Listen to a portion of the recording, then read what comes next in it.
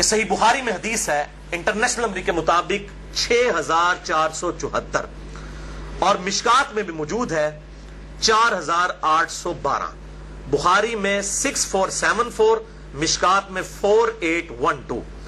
بڑی مشہور حدیث ہے کہ امام کائنات سید الاولین والآخرین شفیع المذنبین رحمت للعالمین سیدنا و مولانا امام اعظم محمد رسول اللہ صلی اللہ علیہ وآلہ وسلم نے ارشاد فرمایا جو شخص مجھے 2 چیزوں کی گارنٹی دے دے, ضمانت دے دے, نمبر 1 اپنی زبان کی اور نمبر 2 اپنی شرمگاہ کی, تو میں محمد صلی اللہ علیہ وسلم اسے جنت کی ضمانت دیتا ہوں.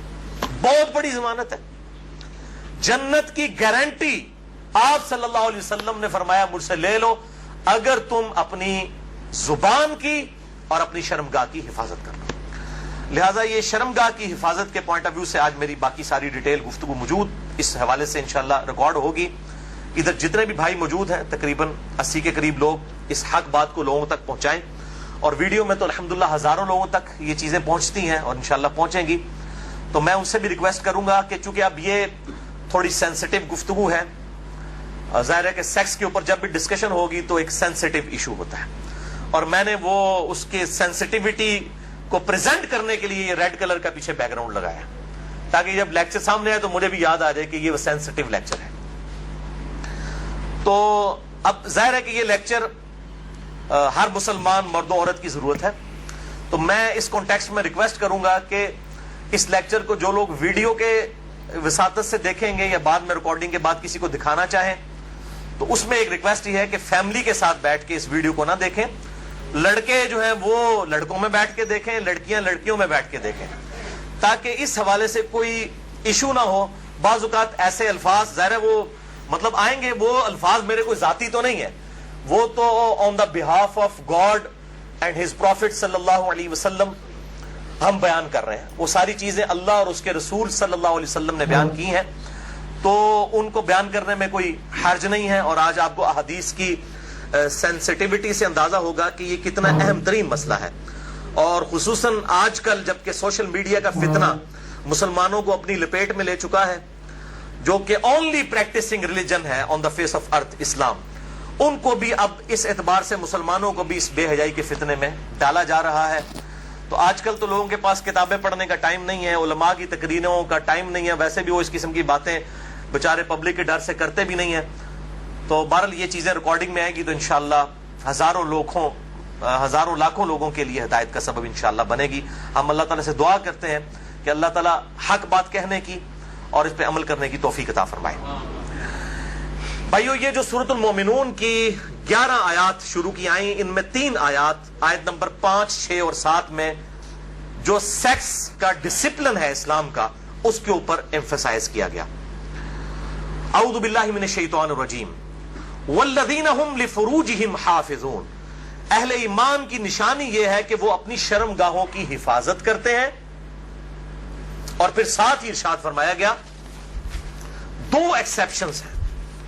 الا علی ازواجہم, سوائے اپنی بیویوں کے, او ما ملکت ایمانہم, یا پھر ان کے ہاتھ کا مال جو کنیزیں ہیں, لونڈیاں ہیں وہ. فإنہم غیر ملومین, تو پھر اس معاملے میں بے شک ان کے اوپر کوئی گرفت نہیں ہے. فمن ابتغى وراء ذلك, اور جو کوئی ان 2 راستوں کے علاوہ کوئی بھی راستہ اختیار کرے گا, کوئی بھی تیسرا راستہ, فأولئک هم العادون, تو ایسے لوگ اللہ کی حدوں سے پھلانگ جانے والے ہیں, اللہ کی حدوں کو توڑنے والے ہیں. وَلِعَوْذُ بِاللَّهِ تَعَالَى.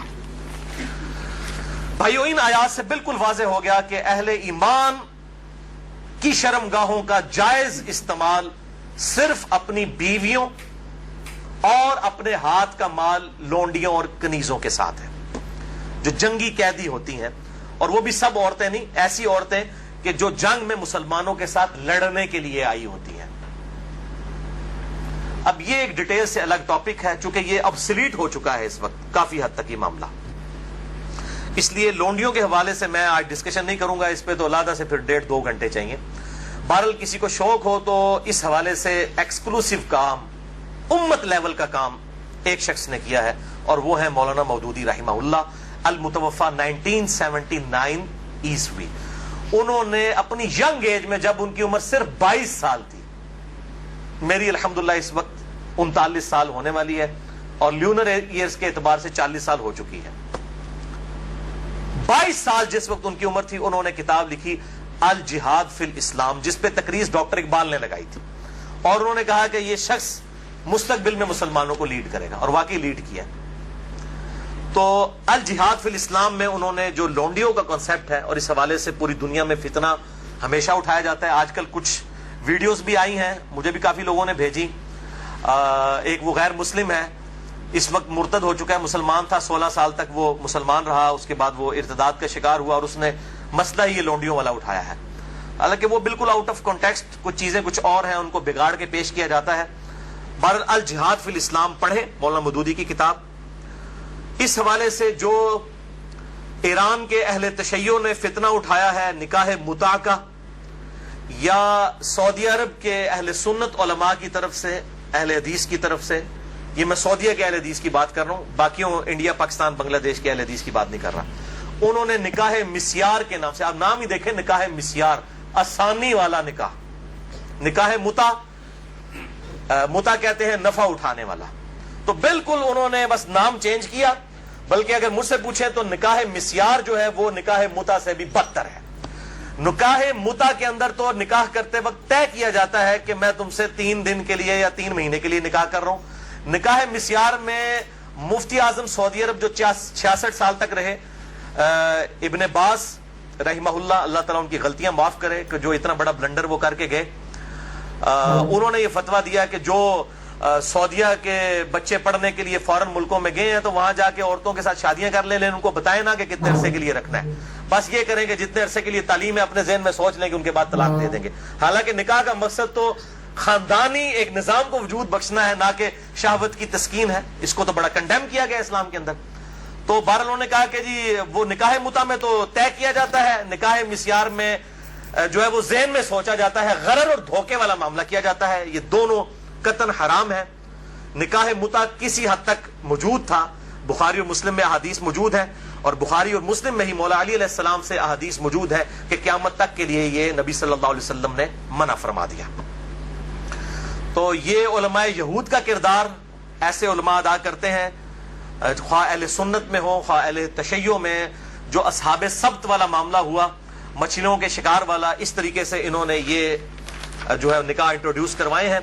اس حوالے سے میرا ایک ایکسکلوسیو کلپ بھی ہے تقریباً 8 منٹ کا، وہ 50,000 سے زیادہ لوگ یوٹیوب پہ دیکھ چکے ہیں۔ اس کے علاوہ بھی بڑا عام ہوا میرا جو قرآنک لیکچر نمبر 52 تھا، 2011 میں ریکارڈ ہوا تھا، آج سے 5 سال پہلے، اس میں ایک کلپ کاٹ کے چڑھا ہوا ہے، آپ اگر لکھیں یوٹیوب پہ جا کر شیعہ کا نکاح متع اور سنی کے نکاح مسیار کی حقیقت، آپ یہ رومن میں لکھیں، بلکہ آپ شیعہ کا نکاح متع یہ لکھ دینا تو میرے ہی کلپ ٹاپ پہ کھلے گا، کیونکہ سب سے زیادہ کلپ وہی دیکھا گیا، تو میں نے اس کے اندر جو ہے وہ اس پوائنٹ آف ویو سے گفتگو کی ہے، آج میں اس کی ڈیٹیل میں نہیں جاؤں گا۔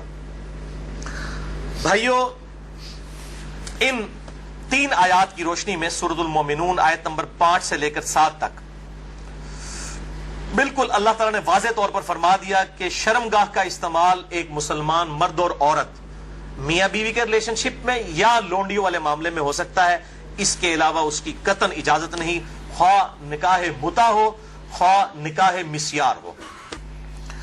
تو بھائیو، جو شرمگاہ کا استعمال ہے صرف 2 صورتوں میں جائز ہے، اس میں سے بھی اب ایک صورت ہی پریکٹیکلی باقی رہ گئی ہے، وہ بیویوں کے ساتھ اور دوسرا لونڈیوں کے ساتھ۔ تو اس سے یہ چیز بھی اس کے اندر امپلائڈ ہے کہ اس کے علاوہ جتنی بھی چیزیں ہوں گی شرمگاہ کے استعمال کے پوائنٹ آف ویو سے وہ جائز نہیں ہوں گی، اور اس میں ٹاپ آف دا لسٹ چیز جو ہے وہ یہ مشت زنی والا ایشو ہے، جو نوجوان مردوں کے اندر ایک فتنہ پایا جاتا ہے ہینڈ پریکٹس کا، اس کی بھی حرمت اسی کے اندر امپلائڈ ہے، یعنی کوئی مرد جو ہے وہ اپنے ہاتھ سے منی نکالے اور اپنی شہوت کی تسکین کرے، وَلِعَوْذُ بِاللَّهِ تَعَالَى۔ اور اسی قسم کے ایشوز فیمیلز کے اندر بھی پائے جاتے ہیں، اس کی ڈیٹیل میں جانے کی ضرورت نہیں ہے، اشارتاً بات ہی کافی ہے۔ تو اسی کانٹیکسٹ میں بعض علماء کی طرف سے، آج کل کے کچھ جدید علماء ہیں ان کی طرف سے فتاوی اور کچھ بزرگوں کے فتاوی پیش کیے جاتے ہیں، وہ سب کے سب بے سند اور فضول قسم کے فتاوی ہیں۔ کوئی بھی فتویٰ جو کتاب و سنت کے واضح دلائل کے اگینسٹ ہوگا وہ قطعاً ایکسیپٹیبل نہیں ہوگا، خواہ وہ کسی بڑے سے بڑے امام کا ہو، بڑے سے بڑے فلاسفر کا ہو، بڑے سے بڑے عالم دین کا ہو۔ اور اسلام کا ایک مزاج ہے حیا کے پوائنٹ آف ویو سے، وہ ہر مسلمان کو پتا ہے، اس میں قطعاً کوئی گنجائش نہیں بنتی اس قسم کے کوئی برے فعل کی کہ کوئی شرمگاہ کے ساتھ اس طریقے سے کھیلے۔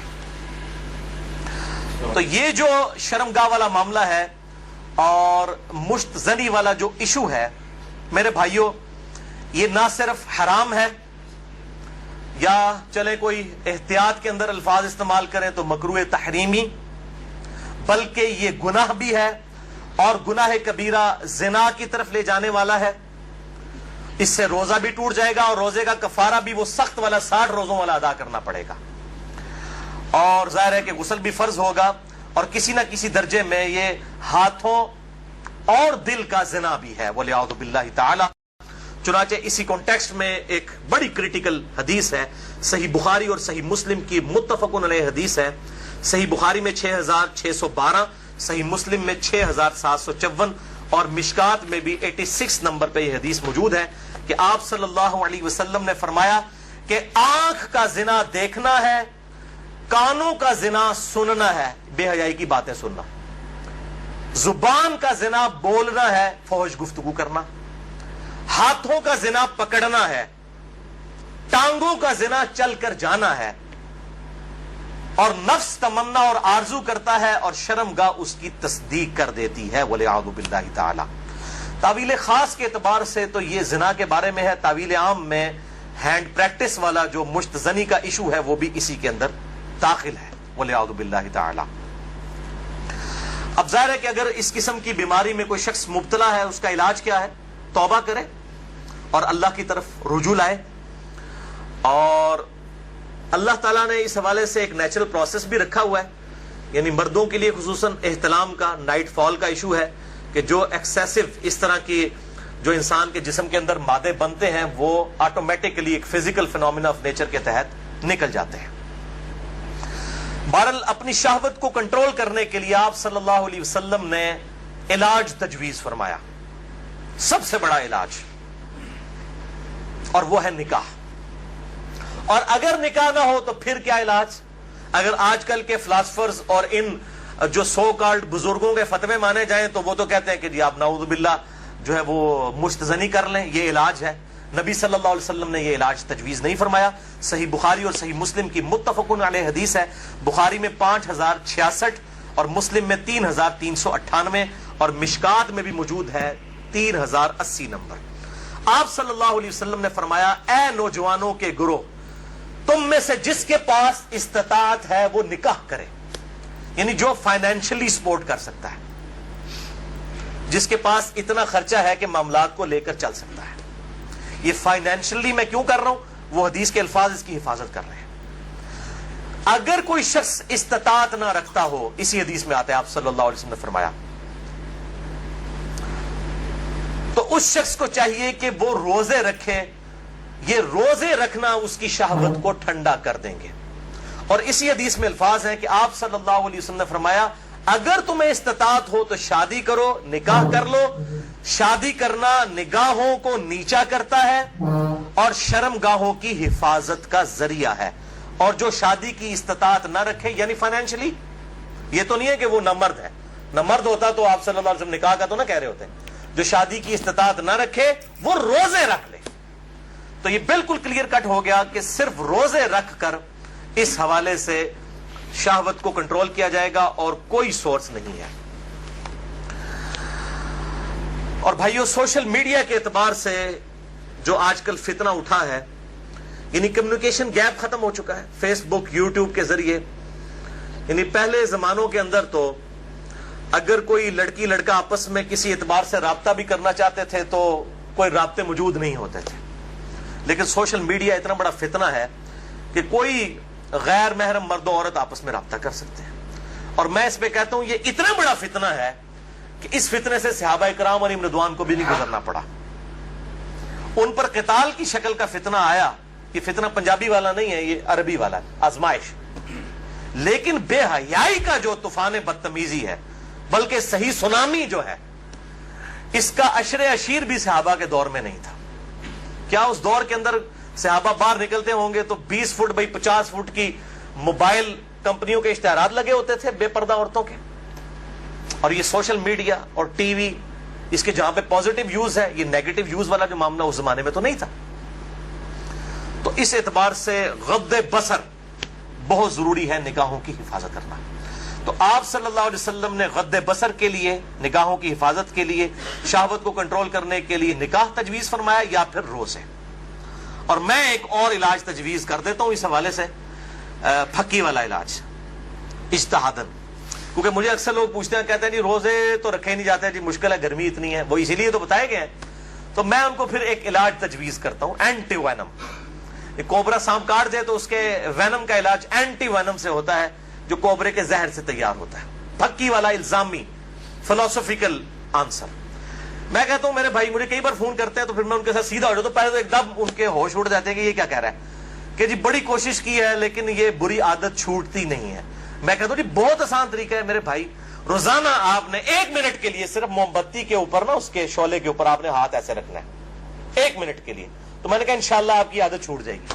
کہتے ہیں جی 1 منٹ کون رکھ سکتا ہے؟ تو میں نے کہا میرے بھائی 1 منٹ آپ اس کی پریکٹس نہیں کر رہے تو آپ نے تو انشاءاللہ تعالی اس گناہ کی وجہ سے جلنا ہے جا کے دوزخ میں. تو آج سے پریکٹس شروع کریں. اور بخاری اور مسلم کی حدیث ہے کہ جو آخرت کی آگ ہے وہ دنیا کی آگ سے 70 گنا زیادہ تیز ہے, اس میں تو تلا جائے گا. یہاں تو ہم صرف آپ کو مشورہ دے رہے ہیں کہ آپ موم بتی کے فلیم کے اوپر صرف ہاتھ رکھ کے 1 منٹ کی پریکٹس تو شروع کریں نا. تو کہتے ہیں نا جناب آگے دیکھی جائے گی جا کے. تو اللہم اجرنا من النار, تو یہ پریکٹس کرنی شروع کریں تو انشاءاللہ تعالی خود بخود صبر نصیب ہو جائے گا.